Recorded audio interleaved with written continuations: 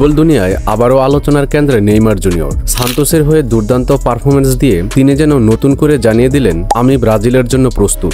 আজকের ভিডিওতে আমরা আলোচনা করতে যাচ্ছি নেইমারের সাম্প্রতিক পারফরমেন্স, কোচ কার্লো আনচেলত্তির পরবর্তী গেম প্ল্যান আর সেপ্টেম্বরে নেইমারের ব্রাজিল দলে ফেরার সম্ভাবনা নিয়ে। 4 আগস্ট 2025 সান্তোস বনাম জুভেন্টুডে ম্যাচ শুরুর আগে সান্তোস ছিল রিলিগেশন জোনে, কিন্তু নেইমারের দুর্দান্ত পারফরমেন্স এবং তার জোড়া গোলে বদলে দিল সবকিছু। প্রথম গোলটি এসেছিল অসাধারণ টিমওয়ার্ক থেকে, আর দ্বিতীয় গোলটি পেনাল্টি স্পটে দাঁড়িয়ে চমৎকার ফিনিশিং এ, এবং নেইমার ম্যাচ শেষে জিতে নিলেন ম্যান অব দ্য ম্যাচের পুরস্কারও। এই জয়ে সান্তোস শুধু গুরুত্বপূর্ণ 3 পয়েন্টই পেল না, বরং দলের আত্মবিশ্বাসও ফিরে এলো। এবং সবচেয়ে বড় খবর হলো, ব্রাজিলের নতুন কোচ কার্লো আনচেলত্তির স্টাফরা সরাসরি মাঠে বসে নেইমারের খেলা পর্যবেক্ষণ করেছিলেন। আনচেলত্তি আগেই জানিয়েছিলেন, নেইমার যদি তার সেরা ফর্মে ফিরে আসে তবে জাতীয় দলে তার জন্য সবসময় দরজা খোলা থাকবে। সেপ্টেম্বরে ব্রাজিলের সামনে রয়েছে 2টি গুরুত্বপূর্ণ বিশ্বকাপ বাছাই পর্বের ম্যাচ। 4 সেপ্টেম্বর চিলির বিপক্ষে মারাকানায় এবং 9 সেপ্টেম্বর বলিভিয়ার বিপক্ষে এল আলতো স্টেডিয়ামে। এমন পারফরমেন্সের পর নেইমারের ব্রাজিল দলে ফেরার সম্ভাবনা এখন অনেক বেশি। ম্যাচ শেষে